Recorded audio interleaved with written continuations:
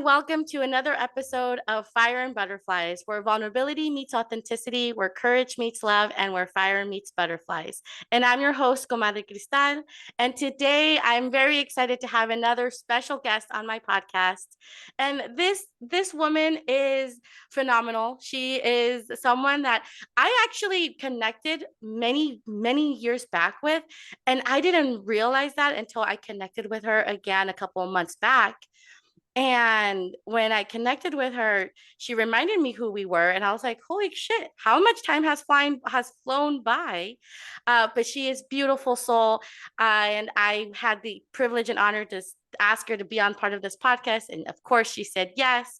And so I wanted to introduce everyone to Tisha Cain, life coach, and I'm excited to have you on my podcast today, Tish.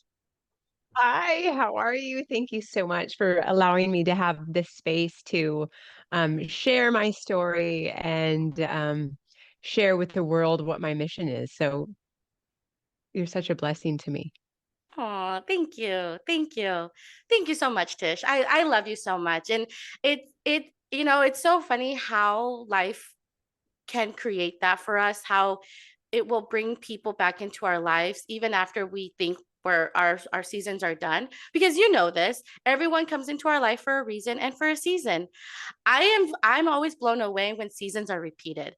Especially when you see growth and you see transformation, because that's what I have seen in you in just the brief time that we connected recently. So tell me, what what happened? What rock bottom happened that led you to who you are today, the badass life coach that I have met and worked with Oh, actually. So tell me, like, what was your rock bottom?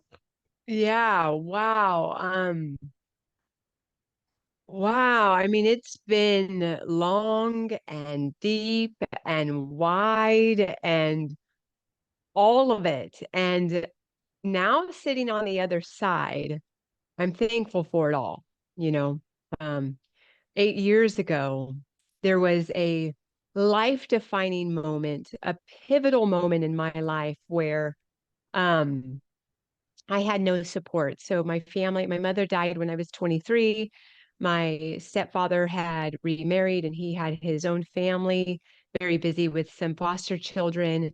Then my biological father died and I had no support whatsoever. And I was in a bad relationship.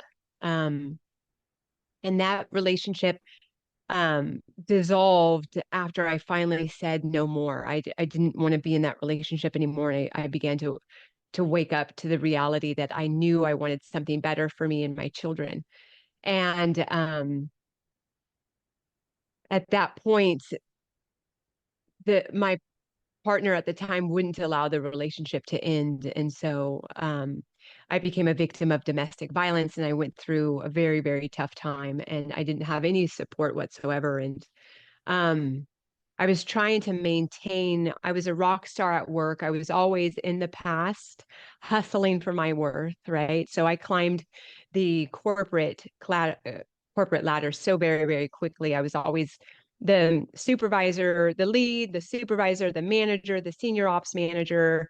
I had all the titles. I comprehend now that titles don't mean anything these days. It's so funny. We live in this world of titles and it's just ridiculous. But so I had climbed the corporate ladder and I was a rock star at work, but my home life sucked. And there was no alignment. And I was so out of alignment at home. And just because you ignore the red flags doesn't mean they go away, right? And so What? um You mean to tell me if we ignore them, they don't go away? huh? Oh, I know. Yeah, that was me. I just Yeah. ignored the red flags. And of course, I got further and further out of alignment with who I was. And um, this one particular day, I had no one to pick up my child. It was Friday night. Um, or Friday, or actually it was a Thursday night. And the next day, my corporate vice president was flying in on Friday to take me out to dinner and talk shop at dinner.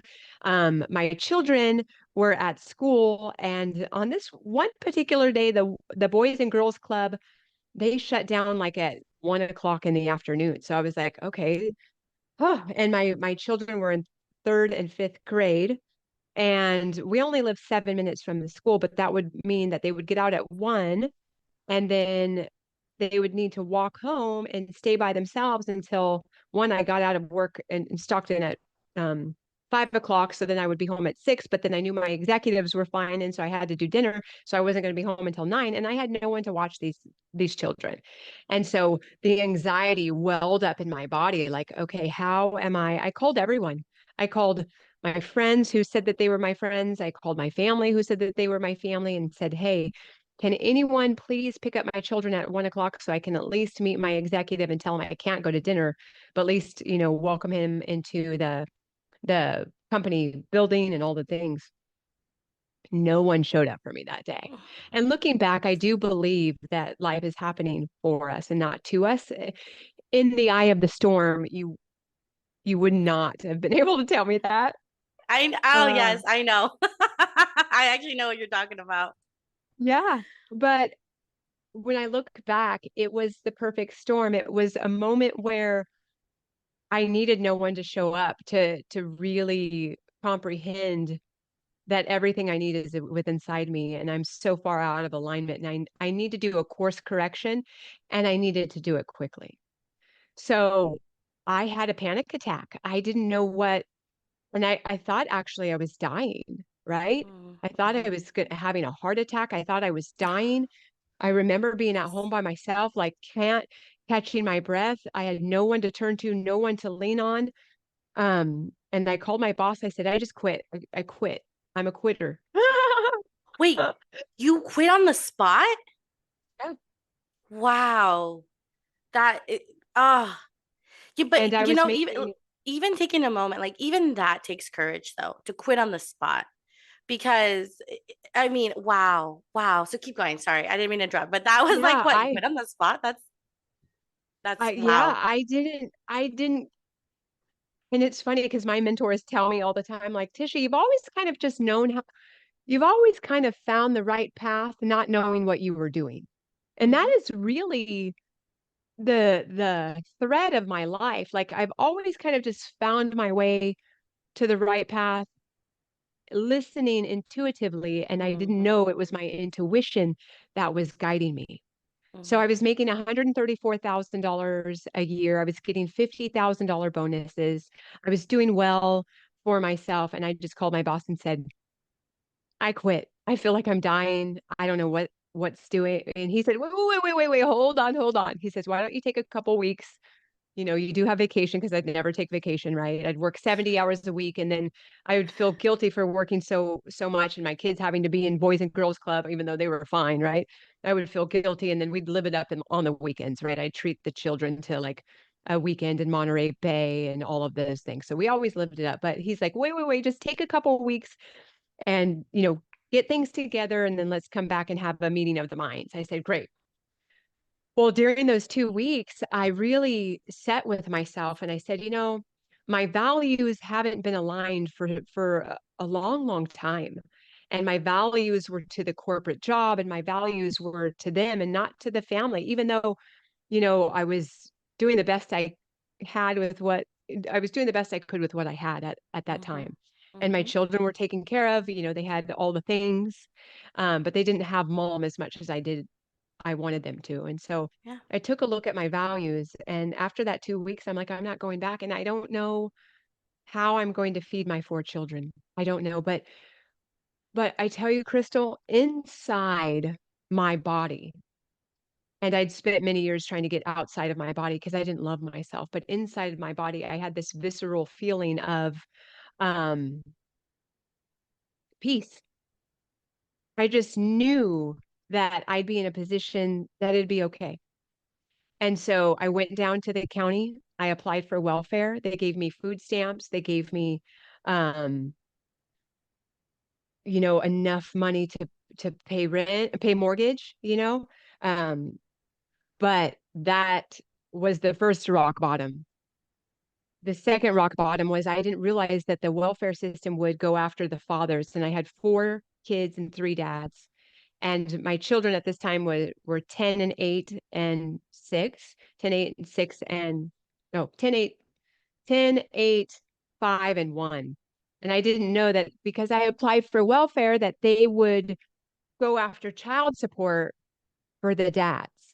And I had always made way more than the dad. So when my first husband, I just been married twice now, but my first husband and I too had two boyfriends. When my first husband and I got a divorce, we just worked it out. We said I was going to, when I had the kids, it was my time. When he had the kids, it was his time. I would pay for their needs. If they needed shoes, I would go and, and we just kind of worked it out.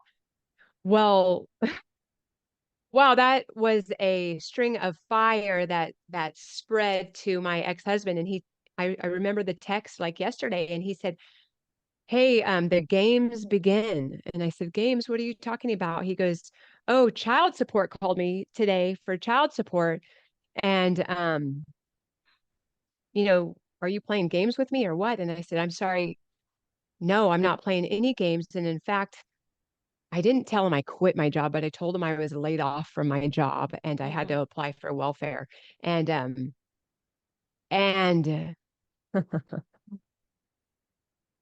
8 hours from that call, that welfare called my ex-husband. 8 hours, he had already had an attorney. He already had an ex parte court documents into the court saying that I was an unfit mother. And he lied. There was one sentence that I forgave him for now, but the one sentence said, "Tisha told me that she was going to load our children up in the truck and drive them into a canal and kill them." Mm. And this one sentence just like, ooh, right? It was like so like if you know me, I love these babies. Like they were my heart walking outside of my body, right? And so on that one sentence and no evidence, and I know you know the family court, but the family court, we really do need family court reform. We really do need criminal law reform. Mm. We Oh my need gosh, these yes, we big, do. these systems are so broken. And in that one sentence with this emergency ex parte on November 16, 2016, they ripped the children out of my arms. And honestly, Crystal, they haven't been home since. It's been 8 years. Oh, oh, Tish, So, I don't yeah. even have the words like that. Wow, what a story. What a journey. What a heartbreaking experience, especially when our words are taken out of context and manipulated against us. Um, because I 100% know and know that you would have never intentionally said that statement.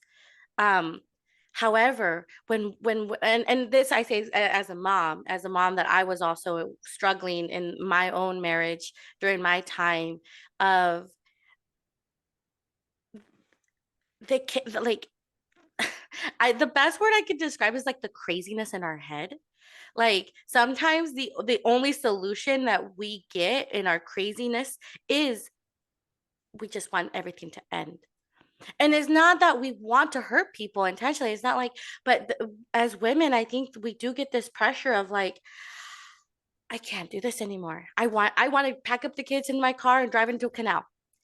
And like that is a feeling, but and we always talk about this. Feelings are not facts, but that feeling is so profound. And then when someone who's intentionally trying to hurt us uses those statements against us, it then one makes us start to feel guilty of like, oh my god, did I really say that? And two, but that's not how I meant it. And then we get gaslit. It's like, oh, you just opened up a whole can of worms for me because working in the field of domestic violence for as long as I did, I witnessed that so many times with so many women that came through the doors. And now, especially as a life coach myself, and helping women heal from those traumas. Oh, it is so hard. It is so especially because, and you said it, the systems that are created are not these systems are not made to help. They're not. They're they are helpful at times. I'm not saying that they're not helpful at all, but I almost feel like the systems have been created as band-aids more than as healing. Like they just put a band-aid over it and say, "Okay, there you go." But they're not empowering. And that's what No. we need to do is we need to empower each other more. Oh, so God, 8 years. I cannot. Is that how long it's been since you and I actually met? Because that's part of when Yeah. I met you and during that time in your Yeah. life.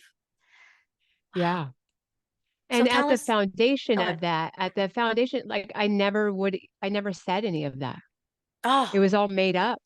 You know, even worse. I never said it. It was all made up. And there's two things, well, there's three things I absolutely hate. And I don't use the word hate. I hate a liar, I Mm-hmm. hate a thief, and I hate a quitter, you know, and I didn't quit. And so that strung off from that moment in time. Um, yeah, my kids were ripped out. It was so devastating, and it still is, but I've been able to transmute it and really use my suffering for the good. But if I could give you an illustrated picture, it's like a 5-year-old little girl who runs out in the middle of the street and gets hit and killed by a car, right? And then you look at mom and dad, and they don't even want to go in her room because she has her little hairbrush, she has her Barbies out on the floor, she has her clothes from last night laying there, and mom and dad look in the room and they say, "That's exactly how she left it. I don't want to touch it." Mm-hmm. Right? For 3 years, dust lay on my children's beds. Mm, Everything that they had had, their little socks, their little Barbies, had a layer of dust for 3 years in hopes that they would return to my care. And what happened was the dad, the ex-husband, and the two boyfriends went on to run a smear campaign against me, and I looked horrible on paper. I went to jail for 10 hours for something I didn't do. And you know that working in the domestic violence field, I just had a emergency domestic violence case yesterday, and the woman was me. And I said, typically the one who goes to jail is the innocent one. You know, and it's the other way around, and the courts don't see through that. And the dad knew exactly what to do and got an emergency EPO on her. And of course, he put that into the case. And so we did the domestic violence restraining order, and the judge is looking at both of them at the same time. And so he has this evidence that she had went to jail. She has this evidence that she's been groomed and coercive control has been used against her the whole 12 years of the relationship. But the judge goes with, you know, the public officials' documents inside mm-hmm. here because there was more evidence. And again, she's left unprotected, and he has the children because he's pissed off that she's got a new boyfriend.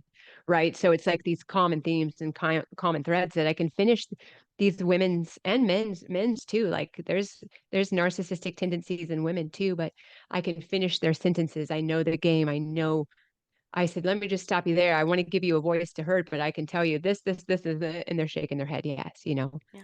Um, so I used that moment in time to like create a launching pad for my life. And I went on to, it got worse from there, right? I had criminal charges against me for perjury. I was facing 14 years in prison. That my ex-boyfriend, who is now a cop, whose sheriff wrote the report to send it to the DA that got the charges on me. I mean, just crazy stuff. And then I had one judge. So I have the ex-husband and the two ex-boyfriends. So two kids, one kid, one kid. So one judge had given me three separate orders. I had to have supervised visits with my two kids. I could have full shared custody with my third daughter.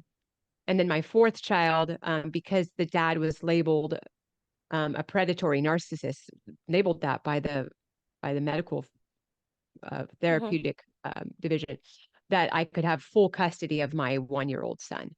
So supervised visits with two, shared custody with one, and full custody of my baby. And one judge, the same judge, ordered three different orders. And I was sitting here in Bazongo's land, like, okay, am I a good mom or I am a bad mom? And Wow. wait, you guys Talk don't get to about a mind decide. fuck. Yeah, Like, I was like, this is fucking Twilight Zone, mm-hmm, right? mm-hmm. Fucking Twilight Zone. Like I couldn't comprehend what was happening to me. Yeah. So let me give you this picture. So I'm taking Lily and Landon, my two youngest, with me to the supervised visits agency to see the other two kids. Does that make sense? Uh, it doesn't and it does at the same time. It doesn't make sense logically. Unfortunately, with me working so long that I worked in the field, I'm not surprised by it either. Like but that is how mind-blowing it is that I'm not surprised. I am not surprised. And yet at the same time, still bewildered of the fact that like, especially when it was the same judge. It's like, are you kidding me? Like, are you, that's our system for you. Yeah. But And but I love that because and I know maybe you're gonna get to this point too, but I want the listeners to know that you went to law school for this. absolutely. So go So, tell us how yes. you are So, taking back the system and saying fuck you system. No, yes. we're gonna make some changes Yes. here. So tell us about that. I fucking ran right to law school because I couldn't make sense of this. I couldn't comprehend what was happening to me. How is it that the courts could not even take anything into account where I was a senior ops manager? I was running 400 trucks. I was a stellar manager. I was even awarded like the Penske watch, right? Of manager of the year. I could do all of these things. And I was keeping my kids, they were fed and dressed and all these things, and the courts didn't even take any of that into consideration. So I was like, okay, can I go to law school? Am I smart enough? And I went out, Crystal, to get a life coach in our adjoining town in Stockton. And I was telling the life coach what was going through, what I was going through. And his wife just happened to be a family law attorney.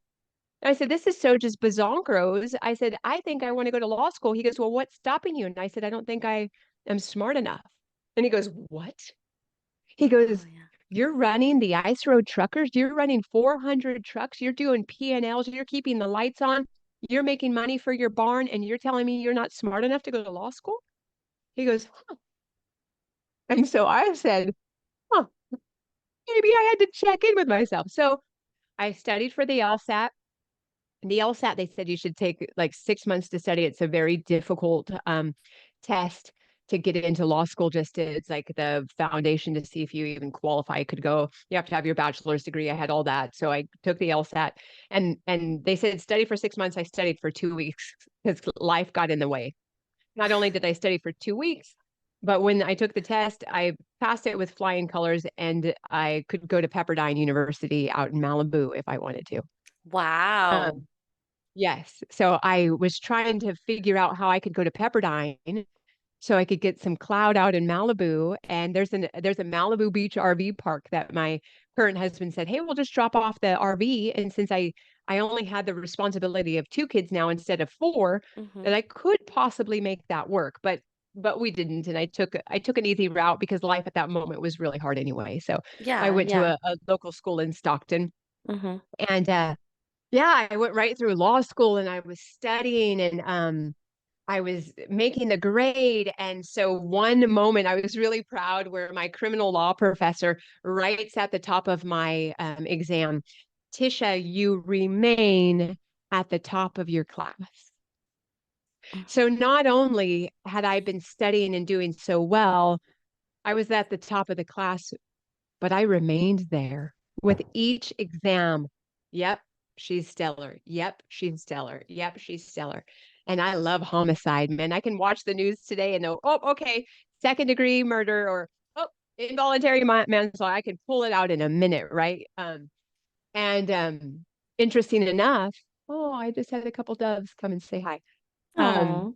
yeah, interesting enough, uh, I couldn't make sense of family law, right? So I'm going through family law, I'm going through law school, I'm doing all of this. Wham! God gives me my spiritual awakening. And I go, what the F is happening to me? And I have to tell you the story. This is like one of the most profound stories ever. Yes, please do. I'm reading my criminal law book, the California criminal law book. Okay, it cost me $568 or something to buy this book. And my professor, who is also a pro tem judge, who's also retired DA, who also is like drug gang up in Sacramento, he says you need to pay attention to the footnotes of the law book because that's where the devil's in the details. Mm. I tell you, I always thought God was in the detail. But my professor was telling me the devil's was in the details. So I'm reading the footnotes of the criminal law case. And in the footnotes, Crystal, lay scripture.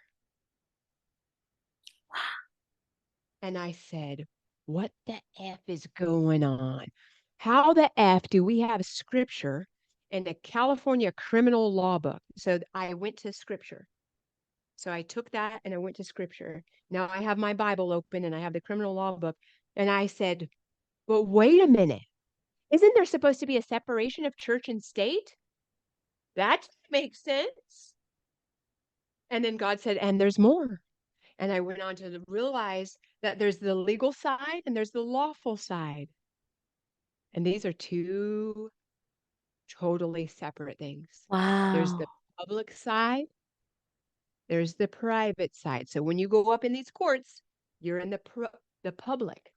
How silly am I to bring my private affairs to the public, right? Mm. So there's the private side. So I go on to real. So my cohorts, which are all lames at this point, I was like, oh my God, these guys are so lame. Like this is all fraud. I could see the fraud in everything that they were trying to do in law school. Like they were again trying to create a robot. Hey, Tisha, regurgitate the elements of a crime. Hey, Tisha, regurgitate the elements of a contract, right? It was all this memorization and regurgitation and no critical thinking. Well, on the side, I prayed. I said and prayed. I said, God, this is the path I'm supposed to walk. I'm here in law school. Everything's been effortless and easy. And I just need you to show me the way. Just please guide me and show me the way. I want the truth and I will find the truth. And so God said, look here, look here. So I said, I need to be a speed reader and I need to have a photographic memory because the legal books are very, very dense. And so they require us to go through and pull out the rule of law, go in there. It's the IRAC system, the information analysis, the rule of law, pull that stuff out. And I was like, okay, God, I need to quickly pull this out so I could do it and then come over here to my Bible so I can read lawful. And so I did. Like I began to get a photographic memory. And then my cohorts are like, Tisha, can you study with us? Can you help us? Like you're teaching us contracts better than the freaking professor, And I'm like, yeah, let's do it. So I went on to graduate law school. I do not have my bar card yet, because we're not, when I look at it, I'm not parties to the same indenture. I walk around with a little 2x3 constitution, right? Oh And yes, so, I've seen it. You've made videos about it on your on Instagram reels. So yes, yes, I know what you're talking about. And there is the little um and a lot of these 2x2 cards were also created. I don't know when they started off, but I do remember that during the 2020 Black Lives Matter movement, a lot of these cards were resurfacing too. And also during the time of oh, illegal arrests on immigrants were happening too, because people didn't know their rights. Like, if you do not know your rights, people can You use have that none. against you. I have seen it. I have seen it, because the system is full. It's hard to say this, and it sucks to say this, but people who want to cause harm, people who are abusive, people who are manipulators, people who are narcissists, they will use your lack of knowledge against you. And if people do not know their rights, that's how manipulation happens. And I saw this all the time. So I love that you're talking about this, because you're right. We have to carry at least some sort of knowing what our rights are. So yeah, I know what you're talking about, your constitution. Good. Yeah. So, yeah. And this is a course that I offer in my coaching too. It's a public private class to educate people on the private. I'm a private individual. You would never see a welcome mat at my door. You're not welcome here. This is my safe haven. And if you come to my house, it's because there was an invitation. Mm-hmm. And so I train people in the way that they should go so when they are old, they will not turn from it, right? Mm-hmm. And we do suffer for lack of knowledge. So Mm-hmm. as my cohorts were reading legal, I was reading lawful, and God was like pouring into me to show me the private side of life. And so then now I'm right in the middle of law school and I have 14 years of prison charges stacked up against me. And I'm like, huh, how am I going to figure this out? And it just got sweeter and better. I went on, so now I'm out of the court system. All of those cases have closed. My kids still haven't been returned.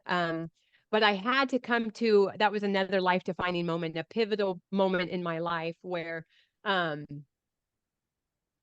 I had to make a decision. I had gone to court. It was 6 years. And because I had an ex-husband and two boyfriends, 280 times. Oh, 283 times. 283 times I suffered from panic disorder, insomnia, anxiety, chronic PTSD, um, fibromyalgia. I had all of it. And they in the medical system, another broken system, were just pushing pills on me, pushing pills. Here, don't deal with it. And I'm like, here's the thing. I'm worse off than a Vietnam vet because a Vietnam vet goes into war one time, right? I had to go back into war 283 times where these guys tried to bury me. Mm-hmm. Now, now I'm a pillar in this community and they won't fucking fuck with me because you know why? I have God. I have the truth on my side. And I'll tell you this other little story. Once you know, and those who know. Mm. And I train these girls, right? This is where my motherly essence, maybe God took away these three biological children from me so I can get thousands of more children to help them. Yeah. And so I reconcile that in my head because these young girls who come to me, they don't know. And so I train them. If an officer comes to your door, don't fucking open the door. What makes you think you need to open the door? You can buy that costume at Party City. If I don't know you and I didn't invite you to my house, you shouldn't be on my front porch. Get the fuck out of here.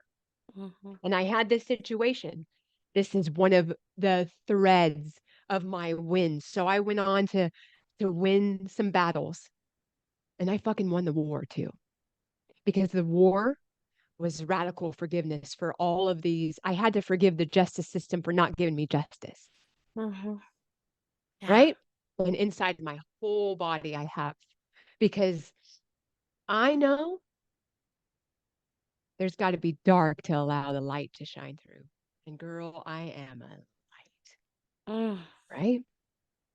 And That's I so true. know I have the fire and the power inside of me to train these children in the way that they should go. So when I had one moment, the cops came. My ex-husband went out and got a restraining order on me and said that I drove past his house and I violated the restraining order. I'm like, whatever.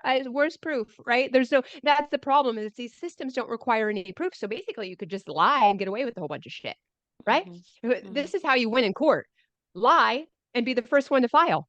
You win. Then you're going to have to spend, Sad, very sad truth, very yeah, sad truth. And I've seen that. I witnessed that 100. Oh, mm. yeah, and then the other party's going to have to spend 3 years and $60,000 to get out from the lies and you winning first, going first, right? So the cop comes to my door at 11 p.m. And mind you, my current husband is retired law enforcement, so I don't know about these cops, but There's a pattern luckily, here. pattern. I could see this pattern. Luckily, he's retired, but and he's a sheriff. So he's a sheriff is one of the constitutional law officers. So he's the higher of them, right? So the cop comes to my door and he knocks. And I told my husband, I said, "You sit right there. You don't be answering this door. I'm just going to be because my house is heavily cameraed because I was a victim of domestic violence, that of which I lead people to the California Victim Board. Right there's $70,000 sitting on grants for restitution from inmates that have harmed people. Yes. $70,000 sitting there for these women to get this money. So guess what?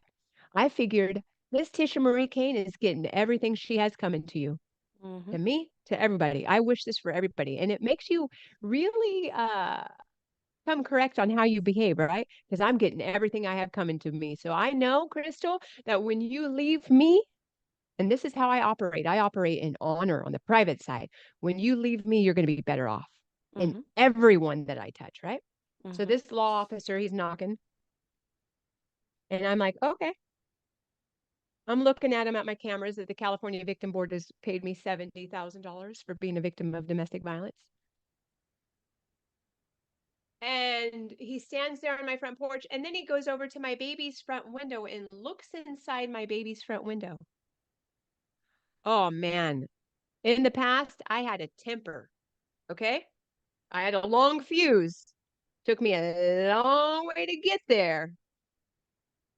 But I tell you, on this particular night, on my cameras, I look up, I watch that officer look into my baby's front room and he's watching, some freaking Disney movie.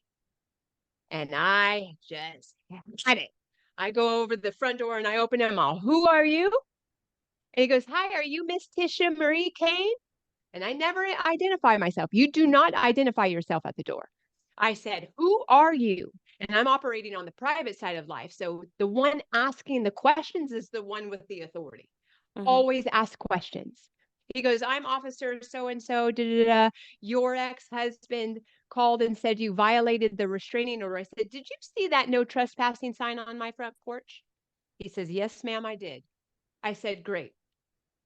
I said, "I just witnessed and my cameras just recorded you doing an unlawful search by looking in the front window of my house. That was your first sign right there. You are trespassing on my line, on my land. Get the hell out of here." I said, "Now I'm telling you again, you're trespassing. And if you don't leave, you and her," there's a cop behind him, "you and her are going to go to court with me, right?" I said, "That's the power of two." I said, "My indenture, I operate by the power of three. The Lord speaks in threes and parables. When the teacher's ready or when the student's ready, the teacher will appear, right?" Mm-hmm. Amen. So I said, "Officer, I don't know you, but you saw the sign and I told you to leave. If I tell you by the power of three, you and your friend there are going to court." You know what he did? Because I know he has no jurisdiction on my land. And I gave him plenty of notice, right? That's why the doorbell is there. If you have a doorbell, take the fucking thing off. The doorbell is for people to give you notice that they're coming into your house. You're not coming into my house. My house, if you know the castle doctrine, my house is my castle. Mm-hmm. You come into my house, I will fucking shoot you. Mm-hmm. And I believe in my Second Amendment rights, right? So those who know, and nobody even reads the Constitution, but we're not even under the Constitution anymore. It's all fraud. I live by 10 laws. More importantly, love my neighbor as though they were myself, and love God above all, right? So Yeah. those are two laws. I don't give a shit about your government laws. I don't give a shit about any of those laws. They don't apply to me because I'm a private woman. I don't Mm-hmm. go out and stop at that stop sign because that stop sign has authority over me. No one has authority over me but my God. Mm-hmm. And the moment you make a claim saying you have authority over me, you're going to have to prove it. Mm-hmm. So all the stuff happened. So guess what? Those officers, when I told them to get off my front porch, now they're trespassing. Do you know what they did? No, tell us. They turned around and left Mm. privately in their car. We had court the next day. Guess what they told my ex husband? They told my ex husband, I never answered the door. Wow. Interesting, right? Because they That knew is. their asses were going to go to court. So Mm-hmm. they said, "Up, oh, she never answered the door," which is a fucking lie because I have it all on my camera right now. But none of that stuff ever makes it to court, right? Mm-hmm. So, long story short, God gave me my awakening in law school, graduated, did all the things. Now I fight for justice. Now I fight for the light. Um, that's what I do, and I'm doing my passion work. I'm I'm saving lives one at a time through life coaching. What I do as a life coach is I eliminate or try to eliminate suffering. Um, so what am I offering? So now I'm like, okay, how do I transmute all of this suffering? I knew I was the cause of it. A lot of it, probably all of it. I'll take full responsibility. Yeah, we can own up all to of our it. stuff. Yeah. Yeah, take full responsibility. I was the cause of all of it. So knowing that life is happening for us and not to us, Mm-hmm. I transmuted this energy. I had to make a pivotal moment to say, do I go back into court and fight or do I not? And I knew that there was no remedy inside those court systems. The remedy came from within. And so we have property in Minnesota. I had to go to the Minnesota property and I had to connect in with the trees and gather the wisdom of the trees. And I asked the trees for guidance and I asked God for guidance. What do I do? I miss my children so much. Do I continue to file? In 6 years, I filed 25,000 documents. Currently, I'm sitting on 6 boxes, banker boxes of the fight for my children. I put a billboard up in the community, and at that time I was angry, right? So Mm-hmm. I was going at it the wrong way. I was so angry that they took my children that I put a angry billboard up in the community to tell everybody what trash our anti-family court system was, right? Mm-hmm. Mm-hmm. But once I turned it around and said, okay, the remedy is inside of me. I need to learn radical forgiveness. I need to understand that if I can what I what the trees gave me was, Tisha, you're a battery source. Mm. And they're feeding off your loosh. Mm. They're feeding off your energy every time you file a document. You keep the courts open. You Mm-hmm. keep the judge having a calendar. You keep the attorney having a calendar. You keep the clerks employed. Every time you file a document, you're keeping them employed. And the trees in Minnesota gave me this. Mm-hmm. So, what do you want to do? I said, I want to put them out of service. Okay, you can't go back in. You Yeah. can't go back in. So imagine, Crystal, one, I'm not a quitter. 283 times in court, 6 banker boxes, 25,000 documents, a billboard in this community. Imagine having to sit with yourself and say, if I if I go back in, they're never going to give me my kids.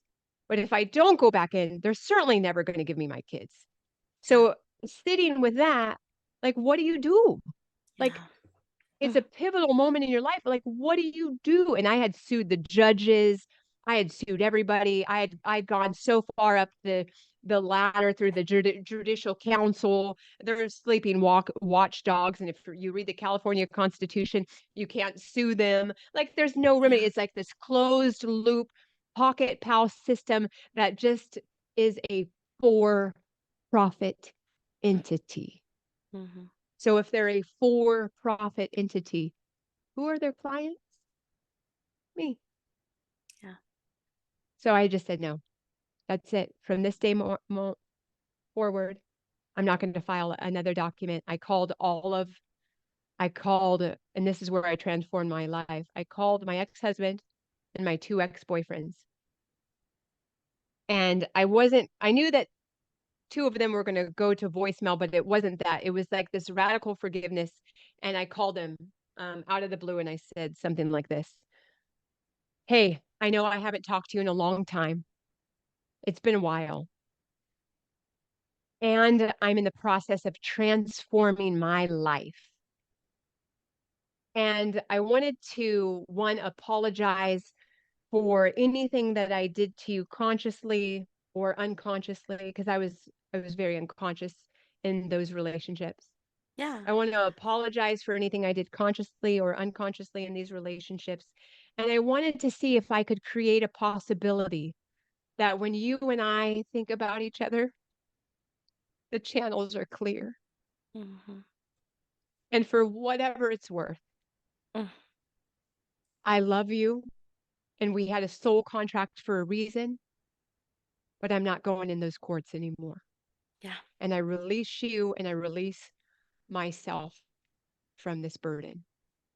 Mm. After I made those 3 calls, and after I did the energy work around forgiving the justice system for never giving me justice, magical things happened.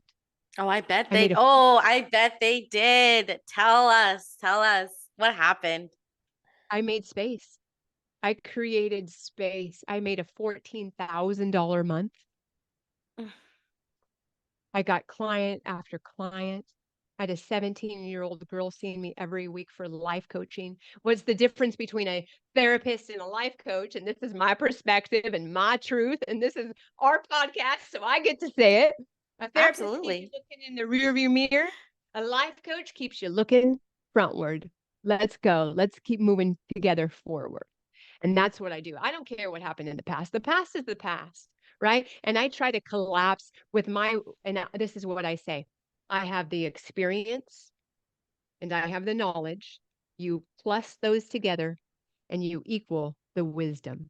So Mm-hmm. you come to Miss Life Coach Cain, and I have all the wisdom for you, and I'm going to collapse these timelines. You're going to step into my energy and I'm going to give you 3 years of information. And by the time you're done, you won't have to be 3 years older. Yeah. I'm going to collapse these timelines for you. I'm going to teach you how to behave. I'm going to teach you the private side of life. I'm going to teach you how to reframe things to step into your full power and your full authentic expression. Mm-hmm. Right. And so that's what there's still things I'm working on too as a life coach. Of In the course. past, I'm a big energy. And sometimes people would say, hey, you know, they would, have to take a break after being in my energy because I'm so loud and proud, Mm-hmm. or not proud, but like so big in my energy. Right. And so, like, in the past, people trying to dim my light. No, I'm a big energy. And I'm Mm-hmm. allowing that to come out. And those who resonate with me will resonate with me. And those who don't simply don't. And it's great because I'm no longer going to allow my throat chakra to be closed. I'm going to speak my truth Mm. and I'm going to spill it all out on these platforms to, Yes. and whatever. And every day I am an intrepid explorer for the truth. Mm. It's going to be a whole nother podcast on the private side, I tell you, because once I lined up the Bibles, because I was raised Portuguese Catholic home, once I lined up the Bibles and I'm like, I'm looking for the truth, God said here and here and here and here and here. And so now I just really feel like I'm in a beautiful place because I'm aligned. And if we circle back Yeah. to that, I'm so aligned with my passion work. I still do the legal stuff, absolutely. Right? I just won Trans America, big win for me and my client. Um, I still do the legal work. I think to be successful, we have to have all forms of income coming in, all streams of income, right? Mm-hmm. And I know that God aligns me. Like if it comes into my hologram for a reason, like, okay, I'm in a state of surrender. I do the Yeah. surrender experiment, right? Like you're Hmm. in my hologram for a reason. Okay, I have to surrender to this. Yeah. And the more I surrender, the more I give up control, the more Hmm. I'm a witness to this life and watch this avatar behave. That's where it gets juicy. It does. Oh, oh, it so does. When we let go and let God, Amen. Hey, mama. things happen. Things Yeah. happen. Oh, Tish, I wow. What wow. You are a phenomenal woman. And and I know that you know this. And I know that you know this, but God, I think that there's so many women out there who have that same passion, that same fire, and don't believe it. And that's the thing that I see that and working with you because so after we connected and thank you so much for sharing all of what you're doing now and what has led you to what you're doing now. But let's talk about your services because I myself got to experience a bit of your services, your hypnotherapy that you provide. So talk about your services because Thank you. this phenomenal woman that you are today was, I mean, it's now all together. It's the phenomenal that you were on the outside and what you are in the inside. Because in the past, it what you were showing up phenomenally on the outside, but in the inside, it was not matching. And now both inside and outside are matching. And I relate to that too, because that's how I was in my life too, where everyone like thought my life was happy and perfect, but I was like, oh, you don't understand. In the inside, it's not. So tell us about your services. Yeah. What is it that you do as a life coach? And Great. yeah. Thank you. Thank you. Thank you. Thank you. Yes, it's so good. So I am a master NLP practitioner. I'm a master hypnotherapist. And what that means is another title. Dumb.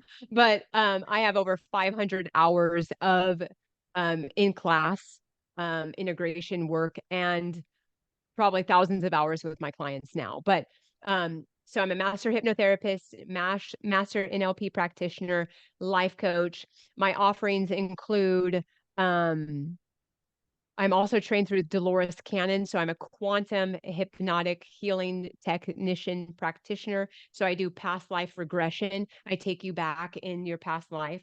One of my best stories was a woman, she had eczema on like the inside of her elbows and the back of her Hmm. knees. Hmm. And I did the past life regression to find out she was being burned in her past life. And she had Wow. brought those memories to this life. And so we just simply left that woman in the past life so she can carry on with this life because this life was the most important. And just the awareness of that healed. Now her skin is messed up because she had had eczema for 28 Yeah. years, but she doesn't have it anymore. The Wow. awareness is the healing from that. And this bounces against some other systems, religious systems. Some people don't believe in reincarnation. Some people don't believe in past lives. What I just say is whatever you believe, you're right. Yeah. That's it, right? If you believe you can't do something, you're right. If you believe Hmm. you can, you're right. So that's Hmm. one of my offerings is I do a past life regression. I do a weight release. So if you're looking to release weight, I do a quit smoking.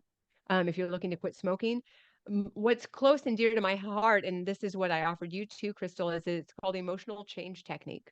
So I deal with the major emotions, the six major emotions: anger, sadness, fear, shame, guilt. I'm not good enough. And Hmm. what we do under hypnosis is we take you back to the root of where you decided to create that emotion. Yeah. And I get you to cause and not an effect. We cause everything. So Hmm. you decided to hold on. So for me, my flavor was sadness. So at age 3, when my aunt committed suicide and my mother was sitting there at the table crying, I anchored in sadness, and it was my theme throughout my life. And this is a common theme in the past for me. Hmm. So once I was able to, with this work, one session, one and done, to release these major emotions. That's why I love this work. One and done. Now, of course, there's 6 major emotions, so we need to really Hmm. have 6 appointments, right? But one appointment, you have released this, and my husband So this was used on me. And when I went back to that molecular time at 3, that volatile inf infant time of 3 and saw the sadness there and I was able to release it, my husband said, "Wow, I got an upgraded wife." And I did. Like, that's when I was like, "Oh, who is this woman?" Because it felt like, and this is mostly what people say is like, wow, I've been carrying that on my shoulder. I've had shoulder pain and back pain my whole entire life. And I've been carrying that on my shoulders my whole entire life. I'm now freed. Mm. Oh, yes. And then it creates a launching pad for their life. And they didn't know that and I believe that my belief system too is any physical ailment in the body is an unprocessed emotion. Oh, We get to the 100. Yeah, thank you. I know we're so aligned here. So we get to the root cause of the emotion and the physical ailment. I don't have fibromyalgia anymore. Mm-hmm. Fibromyalgia is sadness, victim mentality. Fibromyalgia, if you look at people with fibromyalgia, what's their posture look like? Mm-hmm. Right? Yeah. Yeah, No, no, they're no. leaning, they're hunching over. Yeah, Absolutely. Yeah. I don't have that anymore. And it was tied to the sadness. So that's one of my offerings. Um, I do a money mindset. So if you're wanting to call in all of your abundance, we fix your relationship. We have a relationship with life. We have a relationship with money. And people don't realize that they're in I have 3 clients right now. It's so good. I have 3 clients right now sleeping with $100 bill. And they're having pillow talk. Oh, I I love love that. you. Money loves me and I love money, right? In the Bible, they said the root of money, the root of all money, or the root of money is the love of money or something is evil, right? That's bullshit. It's all fucking bullshit. It's a different program. No, I love money and money loves me. We're just using this medium of exchange, Mm-hmm. right? I have to use a Federal Reserve notes because you don't know any different. Before we use that, we traded, right? We Mm-hmm. bartered. So I Mm-hmm. just have to use that. So yeah, I love money. So I do a money mindset, a light hypnosis, go and fix your relationship with money. That awareness is healing. I reduce stress and anxiety. And my newest offer is called the integrated view. What I do is it's a 6 hour coaching. I bring you into my home. I coach you for 6 hours straight. We do an embodiment practice because what I found is a lot of people don't like to be embodied because they're either empathic or a sensitive or they're clairsentient, clairvoyant, clairaudient, all their clairs, and they couldn't stay in their body, so they had to stay in their head. So I do an embodiment practice where I take you and do a cold plunge in my backyard. I take you to do light therapy. You get in my sauna. We do yoga together, meditation, journaling, a full embodiment practice, 6 hours of coaching in my home. And we end with a lunch. And I create a foundation for you Mm-hmm. to begin to transform your whole entire life. Yeah. And I am passionate about it. I am, Mm. ooh. And I currently have a billboard up in this Yes. community. I don't know if you saw my billboard. Yes, Seven. who hasn't seen it at this point? So for any of you, just drive down the 99 northbound, and it's right before the exit of the Briggsmore exit. And trust me, I see your billboard all the time because I live off the Briggsmore exit. So Oh, you every do? time I'm driving by, I'm like, "That's Tish! Like that's Tish! I know her." To talk about like even a celebrity moment, like Tish, I'm so proud of you. I'm just so like take a moment. Let's take a moment right now Oh, thank you for and this. remember the Tish from 8 years ago. Hmm. Would you ever imagine that this would be who you are today? You know what? I told myself this story. I said, that's the story. I said, because I contemplated suicide. I wanted off planet Earth, right? Yeah. And then Yeah. I looked at my 4 children and I thought, with suicide, the pain doesn't end, it just gets transferred. Mhm. And I love them so much. I would never want to do that, right? But I thought, what if 10 years from now I can look back and say, congratulations to my 10-year-old past self? And I kept saying that. And really, I'm at the 8 year mark and I really don't know. it's obviously by the grace of God that I'm still here Yeah. and I made it. Because I'm like, I fucking made it. Yeah, you And I miss fucking my did. kids. I still miss my kids, Of but I course. made it. I made it. And I'm supposed to help others make it. I'm Mm-hmm. supposed to pull and I've had some tarot readers and oracle card readers and they're like, "Oh yeah, I see you pulling one soul out of the fire." It's like you're here to pull souls out of the fire. Mm-hmm. And I'm like, Mm-hmm. "Yes, that's Mm-hmm. that if I can come in, I'm a safe place to land. If I can come in with it as a motherly figure because you didn't have a mom, two things happen. Mm-hmm. I get to give you a fucking hug like you're my Mm-hmm. own kid, Mm-hmm. and then you get to get a hug like from your mom." So I Mm-hmm. ask my clients when they begin our session is, do you want to be heard? Do you want to be helped? Or do you want to be hugged? I even do a hug therapy. A lot of Mm-hmm. people just want to fucking be hugged, Mm-hmm. right? And I just squeeze the shit out of them and we hug and cry for 45 minutes. Mm-hmm. And then they leave, they're like, didn't realize that's all I needed, Yeah. right?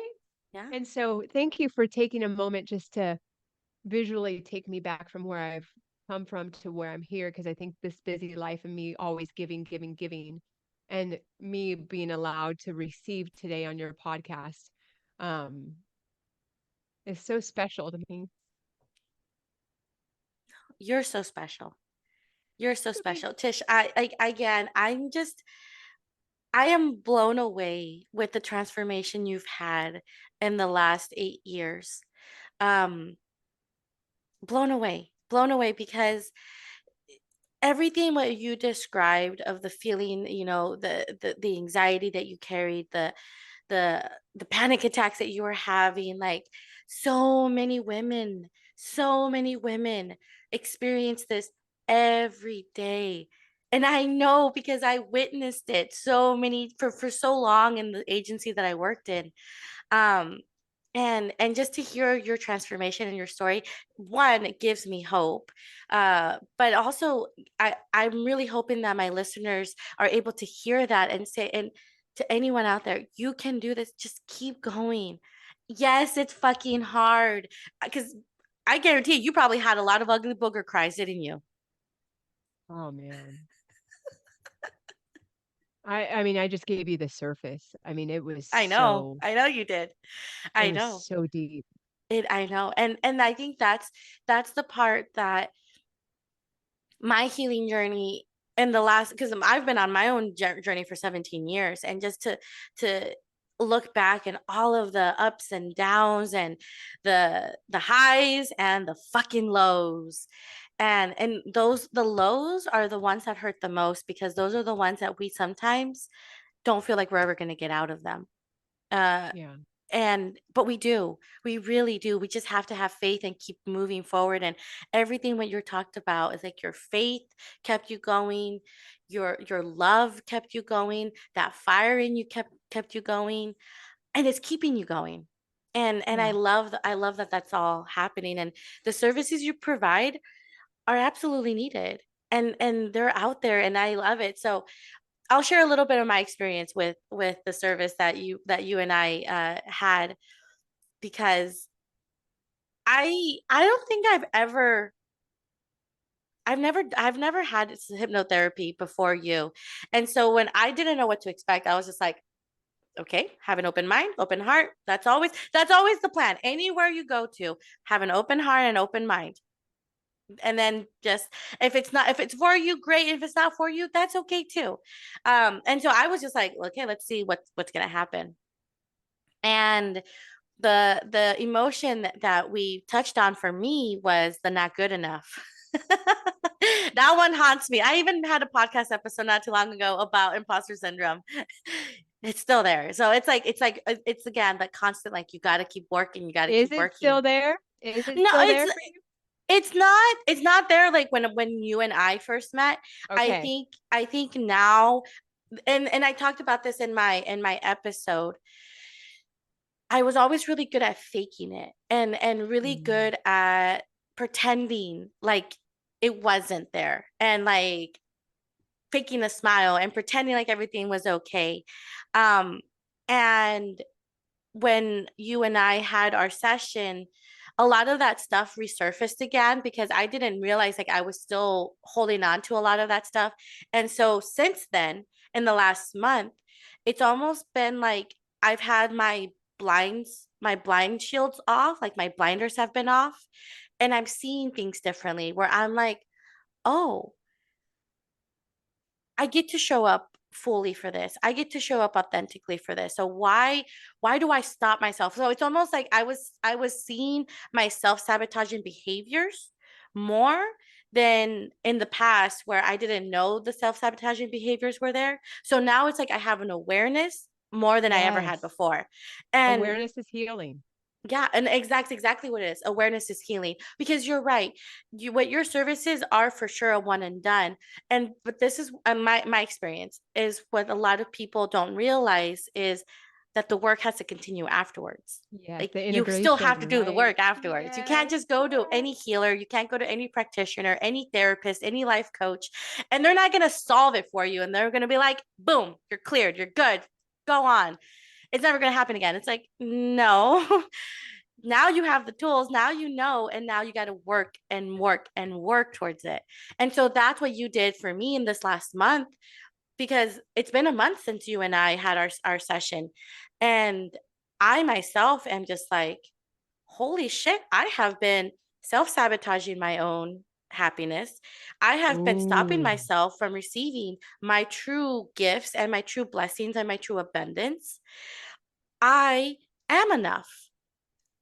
So, funny thing, and I didn't share this with you, but I'll share this today. Before our session, my little girl, because I have a 10-year-old and a 4-year old. My little girl, 4-year old, always will randomly tell me, "Mommy, you're the best mommy ever." And my response to her always used to be, "I think I try, mommy. Thank you. I try. I'm trying really hard." And after your session, I don't say that anymore. My response to her every time she tells me you're the best mommy ever, my response is thank you. I am. Period. that's fucking great. Like I am.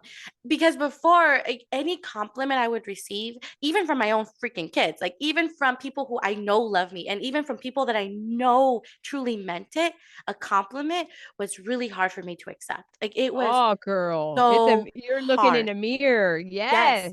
It was so hard to accept the compliment to the like so long, like until very recently, where I started. I Since our session, I was just like, accept the compliment. Just accept it. You are good enough to receive the compliment. You are let it fill you because that was something Mm. that came up in our session was the word full because I remember telling you, or you told me because I was under hypnosis. I don't remember what I Right, said, right, but right, I right. remember you Yes. telling me afterwards. You said that you were full, and I'm like, I'm full. Huh. Okay. And so then I started processing. I am full. Like I am full of life. I am full of all these things. And so Mm. now when I receive a compliment, every time, every time, put my hand over my heart, Yeah. take a deep breath, and say thank you. And Thank really you. embody it. And Yes. I'm the same right here is like you say, Tisha, you're a rock star. And I know. But what I do is, and the awareness is like, I know, right? And then I dismiss it. Well, Yes. the moment I dismiss it is the moment I dissociate, right? Hmm. And we can't dissociate anymore. We have to associate and stay here. So when you say, Tisha, you're a rock star, thank you. Like I have this embodiment practice to sit in it for 2 seconds, Hmm. you know, 5 seconds. Fuck yes, I'm a rock star, right? I understood that my 4% give in this life is more than people's 100%, right? Yes. I do more in my 5 hour. I wake up at 5 a.m. every morning and I do a epic 5 a.m. morning routine. I do more in 2 hours than most people do all damn day. Hmm. Let's face it. But my 4% give compared to their 100% give, the 4% is a great place for me to hide, Yeah. right? If I open up that faucet, which I'm getting ready to, I mean, I've already created a launching pad for my life, but I am no longer holding back. I'm really stepping up into who Miss Tisha Marie Cain, and we talk about Mm, titles, right? Titles. I don't give a fuck about titles. I am Tisha Marie Cain, and I have this toolbox of all these things inside these tools. I can help transform your life if you want it. But yeah. what I've found, there's a lot of people addicted to suffering. There's Hmm. a lot of people addicted to these past things because it's familiar. Hmm. So my best client is someone to say, I'm fucking done. Hmm. And I don't know the roadmap on how to get there, Hmm. but I know you have the medicine to help me. Please help me. I'm fucking done with my old self. Yeah. And it's like, let's freaking go. So I'm so Yes. glad you had all that awareness about being full and that you had this integration work, which, you know what, I think I may, because I'm always looking at ways to offer more value. And hypnosis is such a great tool. But I think I want to do now after talking to you a 1 month check-in, a free, in addition, because my prices are where they are because I know my value, Yeah. right? My 100. prices are where I am, but I want to add, I'm constantly looking at ways to add more value. Maybe after the hypnosis session, 1 month out, I do a quick little 30-minute integration call. What have you noticed? What's been going on in the month? Where can I help you? And just kind of give some feed forward information. Because I think that might have helped you too, because Hmm. I want to know that what the work that I'm doing is twofold. One, it's giving me like a measurement. Okay, hey, this is what I need to do. And then Hmm. two, yes, it helped or no, it didn't. And Hmm. maybe we go back in, if we didn't neutralize it, because that's what I mean, it's not all sadness is not totally going to go away, or not good Yeah. enough is totally, but it's what I try to do is try to neutralize it, to Hmm. bring up that awareness for you to say, oh, Hmm. okay, now I see these self-sabotaging behaviors. I need to quickly do a course correct Hmm. and then go forward. Because what you're doing is you're changing your daughter's lineage too by doing that, right? Yes, exactly. Yeah. So good. Exactly. So good. I 100%. And I think that is, and that is so much of why oh, I mean, to our listeners out there, best believe Tish and I have been talking about, and we're going to really talk about how we can incorporate both of our life coaching styles together, because oh my God. Like without the hypnosis, I wouldn't have been able, and without what I do as my own program of unlocking your Nicole Madre, because that's how I was able to integrate it. It was like after our session, I knew I had imposter syndrome. I knew that my not enough was still there. And I was like aware of it now, but I was like, okay, how do I challenge it? And then taking my program and really being able to integrate it and see, because you're right, it doesn't go away. It's not like it just disappears. Emotions don't disappear. Feelings don't disappear. It always makes me think of the movie Inside Out from Disney, because it's like those feelings are in there. They're always going to be working. It's learning how to react to life. It's learning how to maneuver through life, and being aware of catching it. Of like, oh, not enough is coming up. Nope. Go back down. Sit down. This is no, we not today. Not today. Yeah. Not today, devil. Get back. I know. I love it. So yeah, so that's all my offerings. Um, I feel really good about it. I feel good. The moment the billboard came up, I had three major wins. A client from Montana asked to fly me out to Montana. She'll get the Airbnb, and we're going to do a past life regression and do some coaching for 2 days, 3 days. So I fly to, actually, that's coming up. I fly on Sunday to Montana for a client. Oh, how That's fun. full paid coaching, which is great. Um, then the second win was I had a client sign on for 18 months, either 18 months or 18 weeks. So she bought an 18-week package for me. So that's great. And then another client said, I don't really have the funds, but I'd be willing to barter if you're willing. Hell yeah, I'll barter. And so he's going to teach me how to play the guitar, give me 6 sessions for one of my sessions. And we're going to transform, both of our lives are going to be transformed, just I swimming believe it. in each other's energy. So, Yeah, 100. um, Especially because music is so energetically healing. oh, I cannot express the amount of gratitude that I have for the creation of music, because Mm. music has been there for me in my most darkest moments, in the moments where I just needed a light and I needed something. So I love the fact that you're gonna learn how to play guitar, because I'm already envisioning you using the guitar, using music as healing, as a healing modality in your Oh, sure. practice. I already see you doing it. Absolutely. Well, I have the Tibetan bowls in my office too, and yeah, so I think I love music too, and it really is a vehicle for me to get in my body. And when I was going through the family court, I would say, I remember when the music died. And it wasn't just recently until last July. I said, why do I keep saying I remember when the music died? What the fuck does that mean anyway, right? So I was filing a domestic violence restraining order, a file that came back to my car. I'm like, why do I keep telling, what are the stories I keep telling myself? And that was one of the stories was I remember the day the music died. So I stopped in my car, turned on the radio, and over the radio broadcasted was Lionel Richie and Lady, right? I am your knight in shining armor, and I love you, right? Mm-hmm. And I'm like, oh, fuck. The reason why the music died was it gets me in my body and I have to feel. Yeah. I didn't want to feel the last 8 years. Mm-hmm. And I tried to get addicted to alcohol. I hate alcohol. I tried like something to just numb my ass, right? Because it Yeah. was just too hard.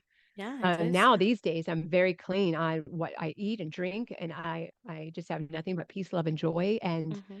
I'm very careful with what I put in my mouth. What I do all the diets. I'm careful with what I put in my ears, what I put in my eyes, what I put in my mouth, and because of that, I've been able to transform my life. So these are the teachings that I bring to our small town community, and I'm available via Zoom too. I'm an international life coach. I have clients in Guadalajara, Australia, Canada, France, Chile, and Spain, and all over the United States. So Oh, I bring this magic and medicine to those who are ready to transform your life. So if you're looking to buckle up, call Miss Tisha yes. Marie Cain. So Yes, good. yes. So please tell the listeners how they can reach you. How, and I'll be sure to all my listeners, I will put it in the description. Don't worry, I will put in all the details. But go ahead, Tish. How can someone reach you? How can someone connect to work with you? Great, thank you. I try to make it very easy. You go to www.lifecoachcain. It's Cain, like Cain and Abel in the Bible. Interesting. I was given this name through marriage as well, right? It's all biblical, right?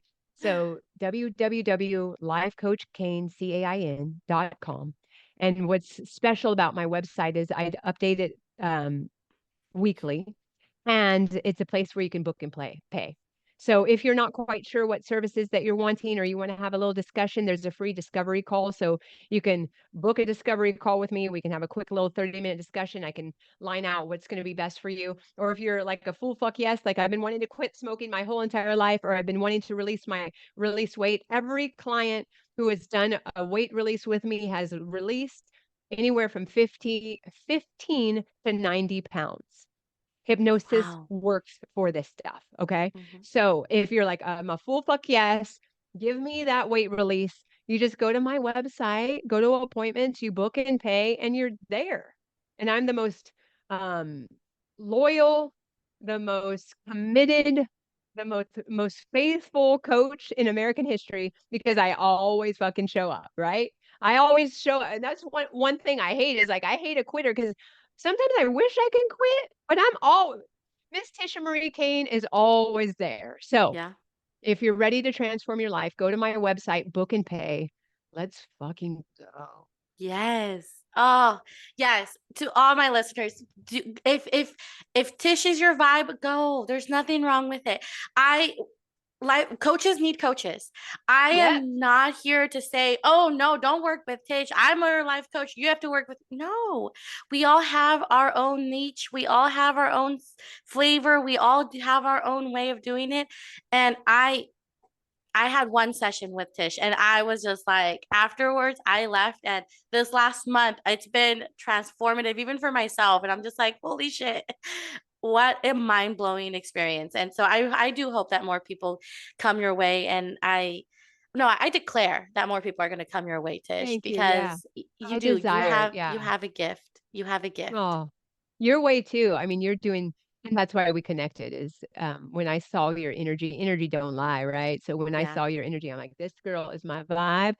I don't care what she's selling or pushing, I'm in, right? Because people don't buy our products or our services. They don't.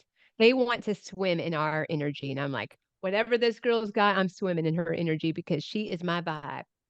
And and it's been beautiful, and it's so nice to reconnect with you after all of these years and I know. watch you blossom and step into your own too, and really just, man, you are a rock star too. Like your social media, like if I may offer, like your social media is so on point. Like, man, you should be making a lot of money helping a lot of people get their social media in order because yours is like fire. Oh, thank you, Tish. Thank you so much. I appreciate you so much. Thank you for that. I accept and receive all of that love. And I'm also very grateful and blessed that a lot of what I've created was with help along the way. And that's the beauty of community, of networking, of finding your tribe, of finding your people.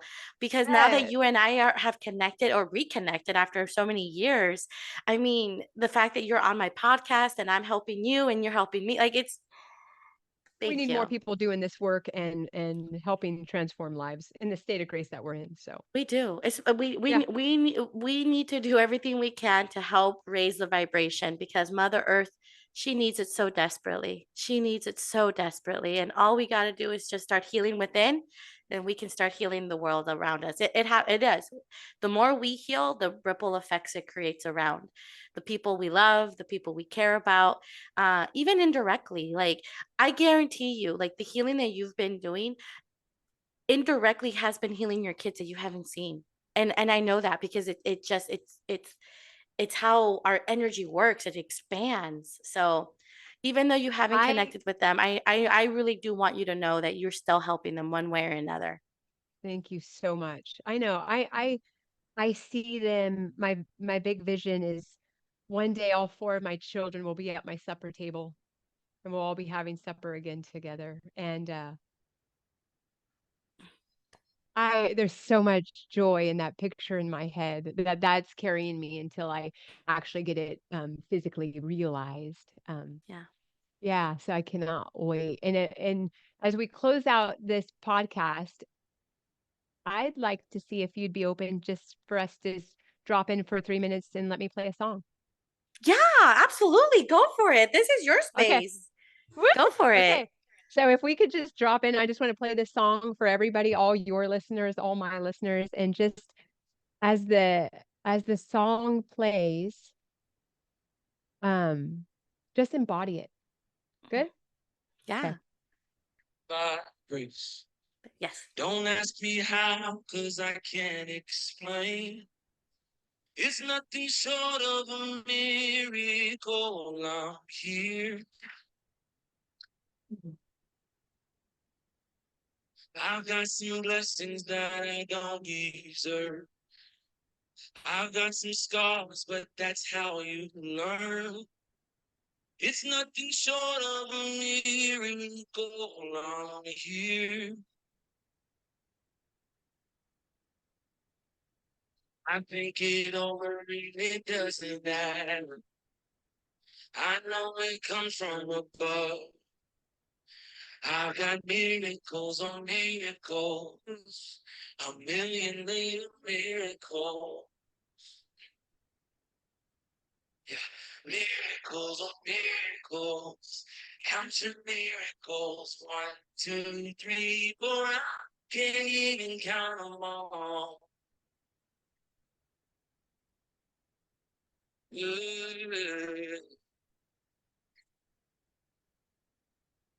You held me steady, so I wouldn't care. You opened doors that nobody could shut.